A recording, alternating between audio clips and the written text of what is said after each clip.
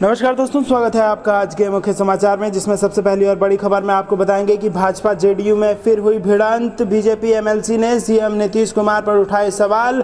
दूसरी बड़ी खबर में जिक्र होगा कि राकेश टिकैत का बड़ा बयान, बोले 3 साल में मान जाएगी भारत सरकार, 2024 से पहले वापस हो जाएंगे तीनों नए कृषि कानून। और तीसरी बड़ी खबर में जिक्र होगा कि बसपा से कांग्रेस में आए नसीमुद्दीन ने कहा कि मुस्लिम कांग्रेस का साथ दें तो भाजपा 2 सीटों पर सिमट जाएगी। दोस्तों, हर एक खबर की गहराई में आपको ले जाएंगे, लेकिन उससे पहले अगर आपको भी ऐसा लगता है कि किसान आंदोलन और कोरोना का असर यूपी के चुनाव पर पड़ेगा और भाजपा को बड़ा झटका लगेगा, तो आप अभी इस वीडियो को लाइक कीजिए और इस लाल बटन को दबा के चैनल को फ्री में सब्सक्राइब करके घंटी बजाकर कमेंट में लिखिए जय हिंद। दोस्तों, रुक करते हैं तमाम बड़ी खबरों की तरफ। भाजपा जेडीयू में फिर हुई भिड़ंत। बीजेपी एमएलसी ने सीएम नीतीश पर उठाए सवाल तो कुशवाहा ने मांगा जवाब। जी हां दोस्तों, क्या बिहार एनडीए के भीतर सब कुछ ठीक नहीं है? यह सवाल इसलिए उठ रहा है कि सत्ताधारी भाजपा और जेडीयू किसी न किसी मुद्दे को लेकर अक्सर आमने सामने आ जा रहे हैं। सिलसिला बयानबाजियों का चलता रहता है। ताजा मामला भाजपा के विधान पार्षद टुन्ना पांडे के बयान के बाद सामने आया है, जिस पर जेडीयू के नेता उपेंद्र कुशवाहा ने भाजपा नेताओं को घेरा है। उपेंद्र कुशवाहा ने बीजेपी के प्रदेश अध्यक्ष संजय जायसवाल से शिकायत भरे लहजे में पूछा है कि क्या तब भी चुप रहते आप? बता दें कि बीजेपी एमएलसी टुन्ना पांडे ने सीवान हाल ही में कहा था कि पूर्व सांसद मोहम्मद शहाबुद्दीन की साजिश के तहत हत्या की गई है। प्रत्यक्ष या अप्रत्यक्ष रूप से इसमें बिहार के मुख्यमंत्री नीतीश कुमार का भी हाथ है। मुख्यमंत्री नीतीश कुमार अगर चाहते तो मोहम्मद शहाबुद्दीन के शव को सिवान की मिट्टी नसीब हो सकती थी, लेकिन ऐसा नहीं हुआ। बात यही नहीं रुकी और भाजपा एमएलसी ने फिर ट्वीट कर कहा कि मैंने जो कहा सच ही कहा। इस बार के भी हुए विधानसभा चुनाव में भी जनता ने तेजस्वी यादव को अपना मत देकर चुना था, लेकिन सरकारी तंत्र का दुरुपयोग करके नीतीश जी आज सत्ता में राज कर रहे हैं। इसके बाद उपेंद्र कुशवाहा से नहीं रहा गया और भाजपा के प्रदेश अध्यक्ष संजय जायसवाल को टैग करते हुए ट्वीट कर जवाब मांगा। रुख करते हैं अगली खबर की तरफ। राकेश टिकैत बोले 3 साल में मान जाएगी भारत सरकार, 2024 से पहले वापस हो जाएंगे तीनों नए कृषि कानून। जी हां दोस्तों, पिछले साल सितंबर के महीने में संसद से पास 3 नए कृषि सुधार संबंधी कानून के खिलाफ राष्ट्रीय राजधानी दिल्ली के आसपास किसानों का प्रदर्शन पिछले करीब 6 महीने से भी ज्यादा वक्त से चला आ रहा है।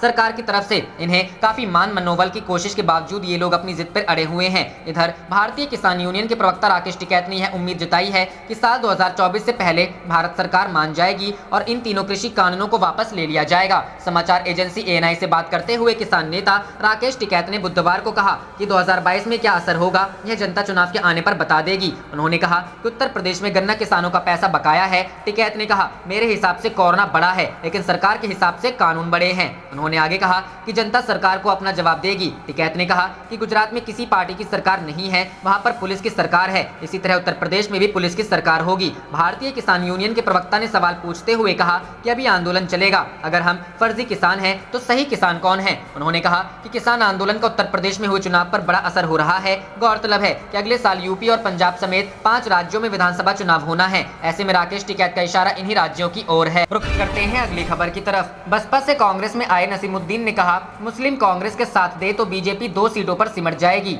जी हां दोस्तों, उत्तर प्रदेश में अगले साल विधानसभा चुनाव होने हैं। कहने के लिए तो साल अगला है, लेकिन सिर्फ कुछ महीने ही बचे हैं। ऐसे में पॉलिटिकल पार्टियां अपना एजेंडा सेट करने की कोशिश में लगी है। कांग्रेस, एसपी और असदुद्दीन ओवैसी की पार्टी एआईएम ही सत्ताधारी पार्टी भी अंदरूनी खींचतान के बीच हर घटनाक्रम पर नजर गड़ाए हैं। पिछले 2-3 दिन में हुई बयानबाजी और अलीगढ़ के टप्पल में हुई घटना इस बात की ओर साफ इशारा करती है। बस्ती में उलेमाओं की बैठक में कांग्रेस नेता नसीमुद्दीन सिद्दीकी ने मुसलमानों से कांग्रेस के साथ आने की अपील की। मुसलमानों को रिझाने की कोशिश के बीच नसीमुद्दीन सिद्दीकी कुछ ज्यादा ही बोल गए और कहा कि मुस्लिम कांग्रेस के साथ आ जाएं तो बीजेपी 2 सीटों पर सिमट जाएगी। कांग्रेस प्रवक्ता ओंकार सिंह कहते हैं कि पार्टी में हर वर्ग के डिपार्टमेंट होते हैं, हम वर्गवार सभी से बात करके उनकी समस्याओं को दूर करने का प्रयास कर रहे हैं। इसमें कौन सी बड़ी बात हो गई? एसपी सांसद एसटी हसन ने तो हद कर दी। हसन ने कहा कि पिछले 7 सालों से शरीयत से छेड़छाड़ के चलते पिछले 10 दिनों में 2 तूफान आए हैं। जाहिर है पॉलिटिकल पार्टियां मिशन 2022 से पहले मुस्लिम कार्ड खेलने में जुट गई है।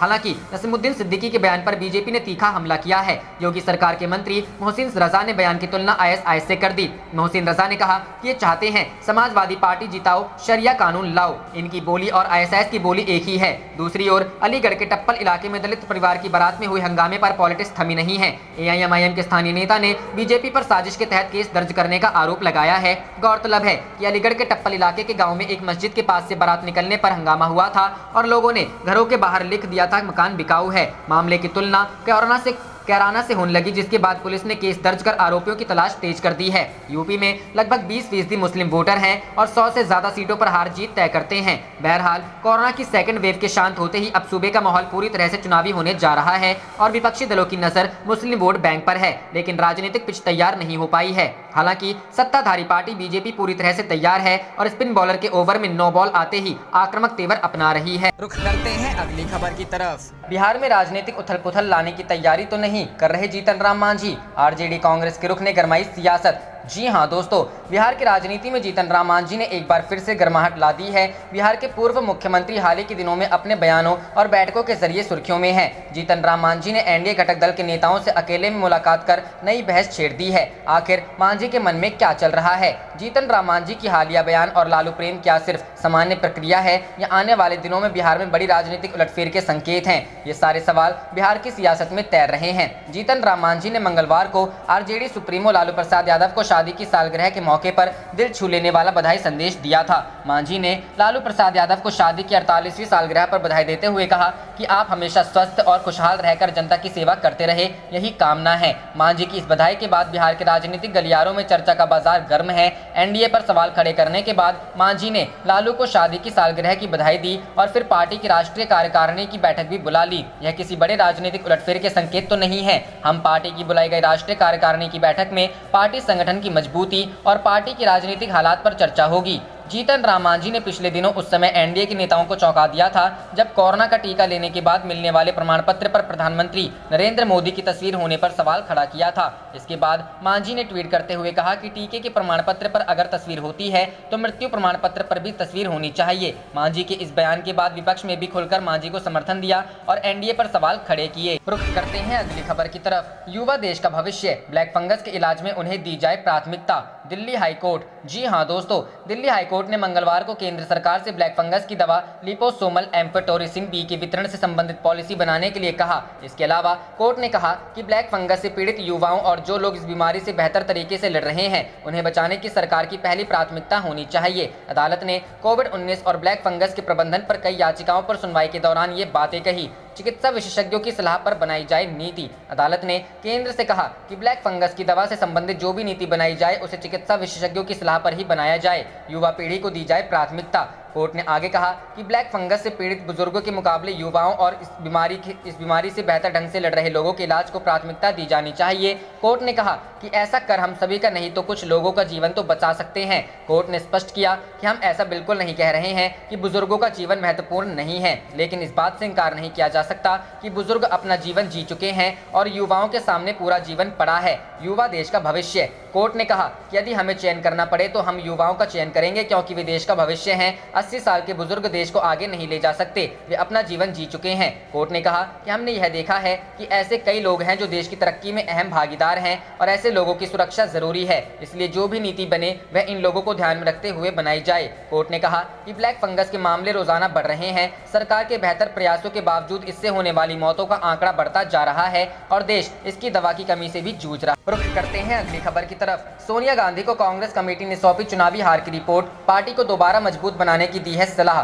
जी हां दोस्तों, 5 राज्यों व केंद्र शासित प्रदेश में हुए विधानसभा चुनावों में कांग्रेस पार्टी को मिली हार पर तैयार की गई रिपोर्ट मंगलवार को पार्टी की अंतरिम अध्यक्ष सोनिया गांधी को मिल गई। यह रिपोर्ट 5 सदस्यीय कांग्रेस कमेटी ने तैयार की है। इस रिपोर्ट में हार का कारण बने पार्टी के प्रदर्शनों का जिक्र है। सूत्रों के अनुसार कमेटी ने असम, केरल, पश्चिम बंगाल व पुडुचेरी में हार के बाद पार्टी को दोबारा मजबूत बनाने के लिए कमेटी ने अपनी रिपोर्ट में सुझाव दिए हैं। महाराष्ट्र के पूर्व मुख्यमंत्री अशोक चौहान इस कमेटी के प्रमुख हैं। वहीं मनीष तिवारी, विंसेंट पाला, सलमान खुर्शीद और एस ज्योतिमानी कमेटी के सदस्य हैं। कमेटी के सदस्यों ने वीडियो कॉन्फ्रेंसिंग के जरिए पश्चिम बंगाल, असम, केरल, तमिलनाडु और पुडुचेरी के नेताओं के साथ अनेकों बैठक की। कमेटी को इस रिपोर्ट के लिए 2 हफ्ते का समय मिला था। सूत्रों के अनुसार कमेटी ने केरल, असम और पुडुचेरी में पार्टी के प्रदर्शन पर रिपोर्ट तैयार की है और पश्चिम बंगाल पर अभी रिपोर्ट तैयार की जा रही है।